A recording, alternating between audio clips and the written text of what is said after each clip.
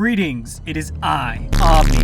I have studied for countless hours and had many sleepless nights, but I believe I may have just found it, the surefire way to change the course of the new year for the better.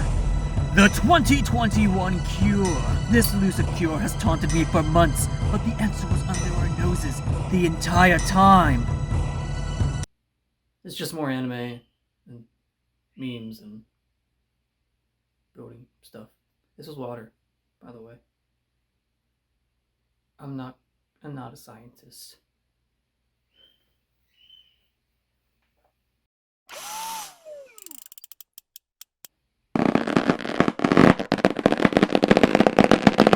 Hello there. Hey, howdy, hey guys, it's Omni Props here, and sorry, I was just being a responsible human being and doing my part in wearing a mask. Wear a mask. In all seriousness, guys, I'm back. Kinda, sorta. 2020, 2021, rough for all of us. I get that. I've been taking a little break. And when I mean break, I mean just trying to finish up my college semesters. By the way, this is my last semester, spring 2021, so very excited about that. So after that, I'm finally able to go full force to props making and all that costume jazz, so very excited. I understand that 2020 was not the year. It was pretty rough from the day it started to the moment it ended. I think coronavirus started in March, I believe, and this year just either went super fast or super slow for you, and that's totally reasonable. It had lots of ups and downs.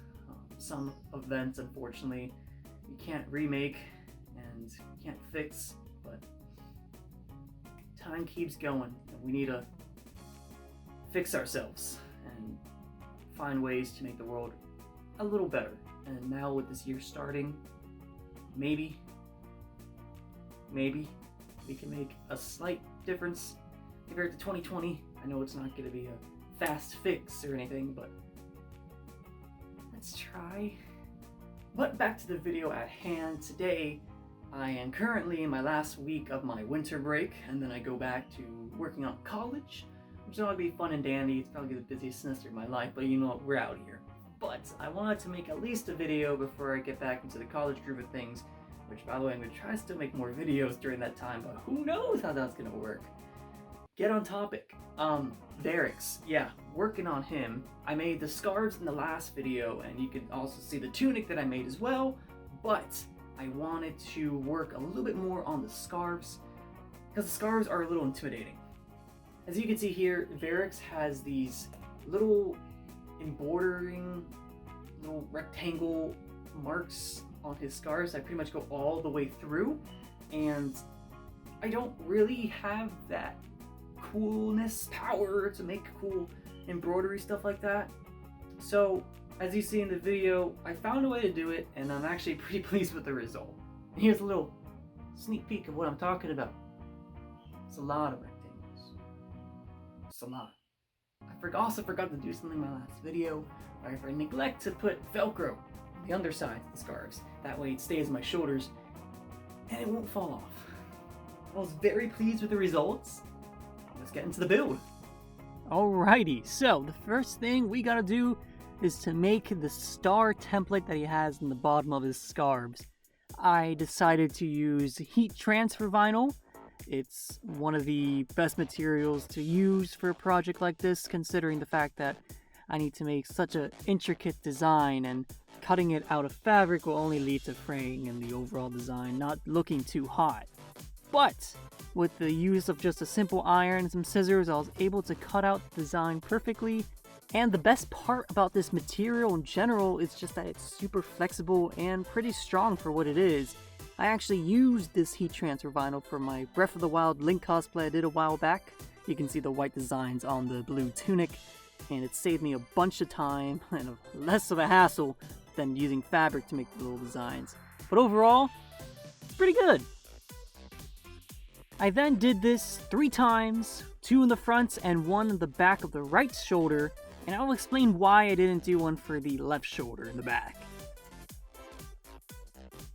So I finally finished the 3, well, you'll see the third one in the back, with like the star design, I guess. I don't know, but I finished it. They're on the scarves. Very nice. I'm very happy I went with the heat transfer vinyl.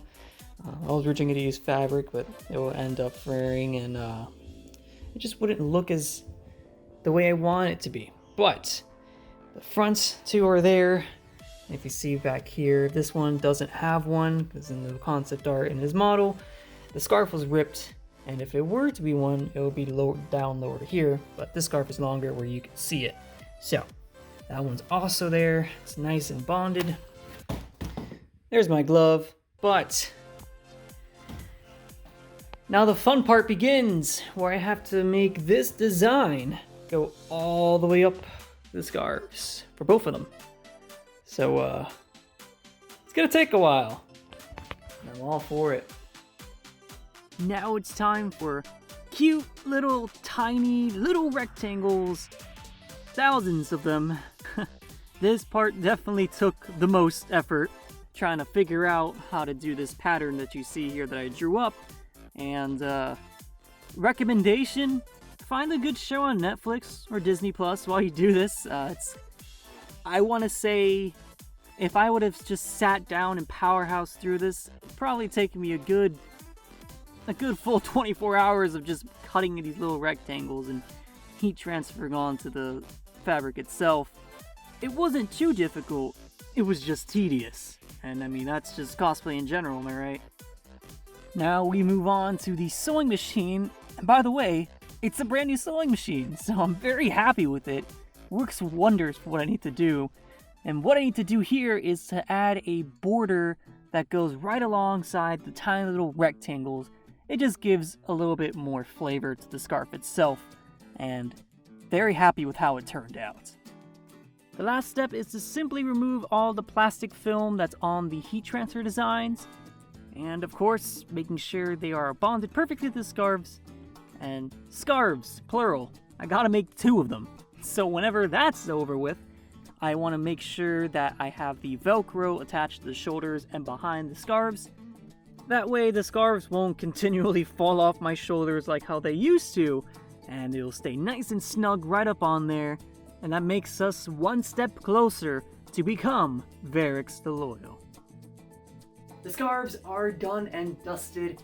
It did take a little longer than I anticipated, especially with all the little heat transfer rectangles that I do, but the hard work does pay off.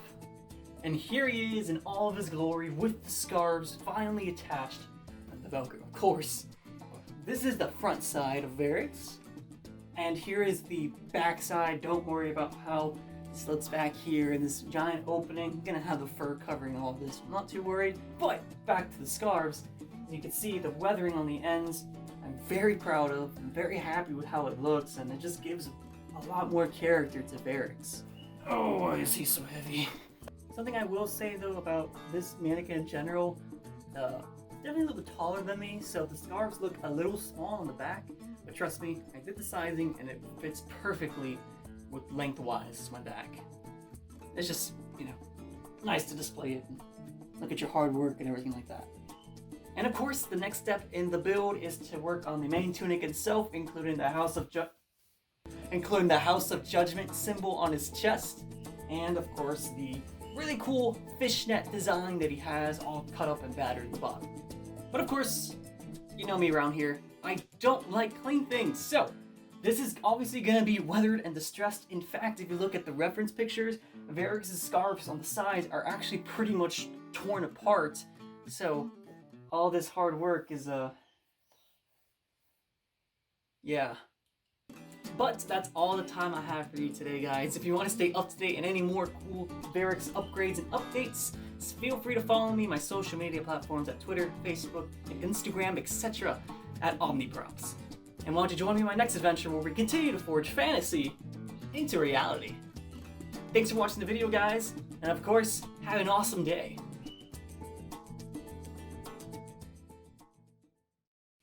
Have I not been recording this whole time?